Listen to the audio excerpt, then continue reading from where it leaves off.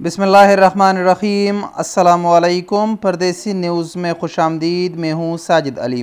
जब सितंबर 2015 को हरम शरीफ में क्रेन गिरने का वाक़या पेश आया तो उस वक़्त से ही सऊदी बिन लादेन ग्रुप के ज़वाल का भी आगाज़ शुरू हो गया, क्योंकि जो क्रेन गिरा था वो सऊदी बिन लादेन कंपनी के अंडर था।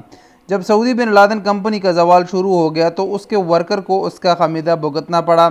इस सूरत में कि वर्कर का खरूज भी लग गया और उनको तनख्वाहें भी नहीं मिले। बहुत ज़्यादा एहतजाज उस वक़्त शुरू हो गए।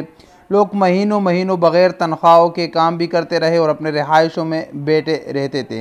वक्त के साथ साथ सऊदी हुकूमत ने उसके मुताल्लिक काफ़ी फ़ैसले दिए।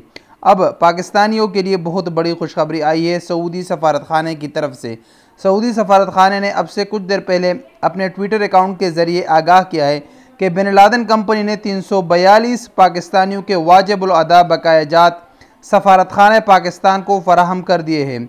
ऐसे अफराद जिनके बकायाजात बिन लादेन कंपनी के ज़िम्मे बाकी है या ताहाल ज़ेर इल्तिवा है, बराह मेहरबानी सफारतखाने पाकिस्तान रियाद से रब्ता करें। शुक्रिया।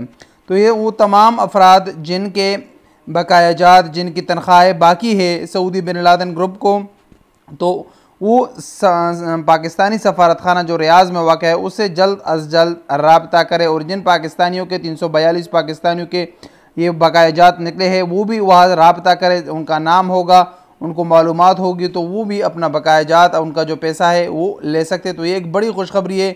इन वर्कर का जो खून पसीने का जो पैसा था वो इनको मिल जाएगा। तो ये एक अपडेट थी जो आप दोस्तों के साथ शेयर करना ज़रूरी था। अस्सलाम वालेकुम वरहमतुल्लाहि वबरकातुहू।